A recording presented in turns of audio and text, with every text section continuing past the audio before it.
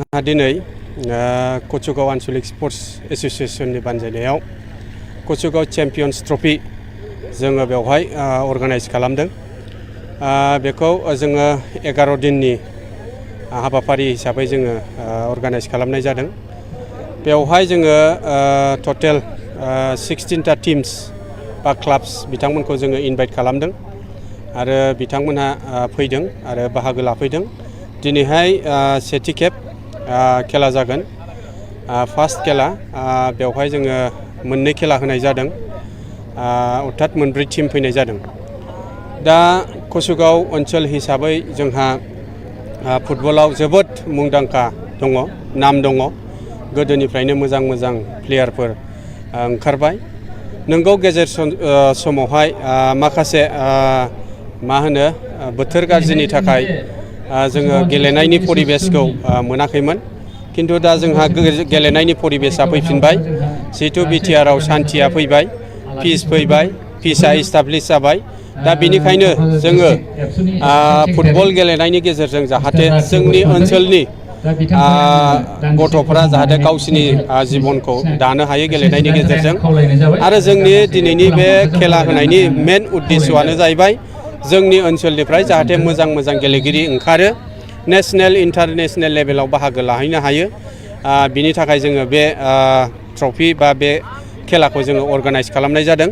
बे जाहाथे जोङो नैबे ओनसोलाव आगोलनिफ्रायनो जोङो गेलेगिरि मोनबोबाय थादों।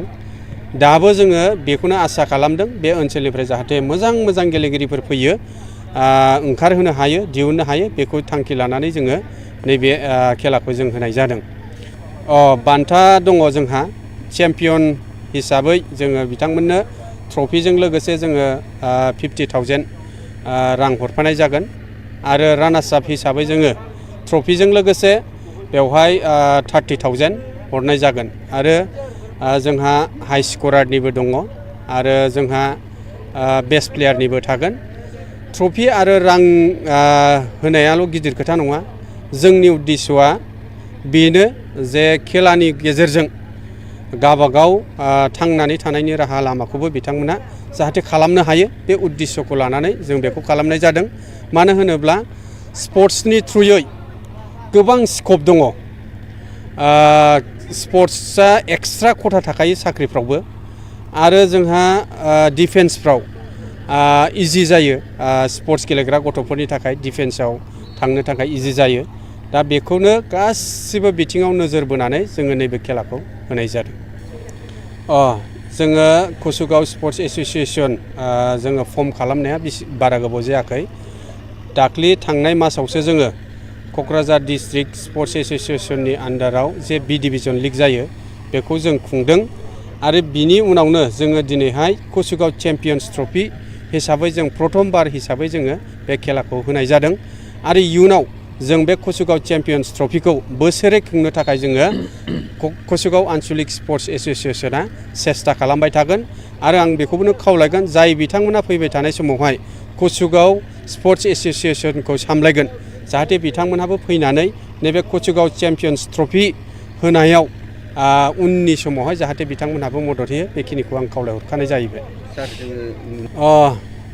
नोंथां सोंनाया मोजांखौनो सोंदों। दे आजिखालि गथ'फ्रा माखासे निसा बुस्थुआवहाय गोदोसोनानै दङ।